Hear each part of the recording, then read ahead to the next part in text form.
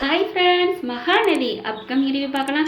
குமரனும் கங்காவும் நமக்கு ஆளை கூட்டிகிட்டு வரலையே மாடலிங் பண்ணுறதுக்கு, தெரியாமல் போச்சு அப்படின்னு சொல்லிட்டு அந்த இடத்த விட்டு போகிறாங்க. ஆனால் அங்கே பார்த்தீங்கன்னா விஜய் அதுக்கு முன்னாடி நின்றுட்டு இருக்காங்க. இவங்க ரெண்டு பேரையும் பார்த்துட்டு, என்ன எங்கே கிளம்பி போயிட்டீங்க, ஷோ முடிஞ்சிருச்சா அப்படிங்கிறாங்க. இல்லைங்க, நாங்கள் ட்ரெஸ்ஸு கொண்டு வந்தோம்ல, அதை போட்டு பார்க்குறதுக்கு ஆள் கொண்டு வரல, மாடலிங் கொண்டு வரல அப்படிங்கிறாங்களா. இது கூட உங்களுக்கு தெரியாதா அப்படின்னு குமரனை பார்த்து ஏளனமாக சரி அப்படியே ஒரு சிரிக்கிற மாதிரி சிரிச்சும் சிரிக்காமல் ஒரு கிண்டலாக பேசுகிறாங்க. விஜய் பேசுகிறத பார்த்துட்டு கங்கா அப்படியே செம்ம காண்டாகிறாங்க. இது கூட தெரியாமல் எதுக்குங்க இப்படிலாம் வந்து கலந்துக்கிட்டீங்கிறாங்களா. உடனே தெரியாமல் இருக்க ஒன்றும் தப்பு இல்லை, ஆனால் தெரியாதவங்கள பார்த்து தெரியலையான்னு கிண்டல் பண்ணுறாங்க பார்த்தீங்களா, அதுதான் தப்பு அப்படின்னு விஜயை நல்லா சுருக்குன்னு கேட்குறாங்க கங்கா.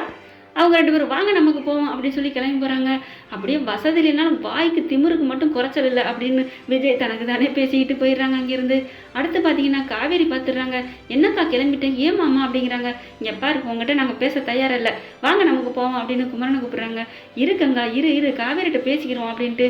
ஏன் மாமா அப்படின்னு கேட்குறாங்க. அப்புறம் விவரத்தை சொல்கிறாங்களா. என்ன மாமா இப்படி பண்ணிட்டீங்களே, நான் வேணா ஆள் ஏற்பாடு பண்ணிட்டா அப்படிங்கிறாங்க. ஏய் சும்மா இருடி, நீ ஆளுக்கு ஒரு ஏற்பாடு பண்ணி அதில் ஒன்றும் நாங்கள் ஜெயிக்கணும்னு அவசியம் இல்லை அப்படிங்கிறாங்க கங்கா. நான் ஒன்றும் ஓன்ட்ட பேசல, நான் மாமாட்ட தான் பேசிகிட்டு இருக்கேன். என்ன மாமா இப்படி பண்ணிட்டீங்க, நான் ஆளை ஏற்பாடு பண்ணட்டா அப்படின்னு பேசிக்கிட்டு இருக்காங்க. பேசிக்கிட்டு இருக்கையிலே சண்டை நடந்துட்டு இருக்கு காரஞ்சாரமாக. பார்த்தீங்கன்னா இங்கே நிவின் வந்துடுறாங்க. நிவின் வந்த கையோட காவேரி எப்படி பார்த்துட்டு அங்கேருந்து கிளம்புறாங்க பேசிட்டு. அப்புறம் நிவின் சொல்லிடுறாங்க, ஏய் மாப்பிள்ளை, நீ ஏன்டா கவலைப்படுற, நீங்கள் ரெண்டு பேருமே தைச்சதை உங்கள் அளவு தானே தைச்சிருக்கீங்க, நீங்களே போட்டுருங்களேன் அப்படிங்கிறாங்க.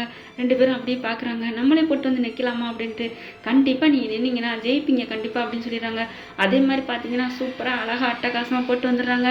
அவங்க தான் அந்த வந்ததுலேயே அதிக மார்க் எடுத்திருக்காங்க அப்படின்னு சொல்கிற அளவுக்கு அவ்வளோ அழகாக கங்கா பார்த்தா சூப்பராக மாடலிங்காக இருக்காங்க. அதை பார்த்து ரொம்பவே சந்தோஷப்படுறாங்க. ஃபர்ஸ்ட் ப்ரைஸையும் கொடுத்துட்றாங்க. அப்புறமா விஜய் காவேரிலாம் நல்லபடியாக முடிஞ்சிருது. வீட்டுக்கு வந்துடுறாங்க. தாத்தா பாட்டி கேட்குறாங்க, என்னப்பா நல்லபடியாக முடிஞ்சிருச்சா. நல்லபடியாக முடிஞ்சு என்ன வீண் தெண்ட செலவு தான் 5 லட்ச ரூபா போச்சு அப்படிங்கிறாங்க. ஏன்டா இப்படி அதையே சொல்லிகிட்டு இருக்க அப்படிங்கல.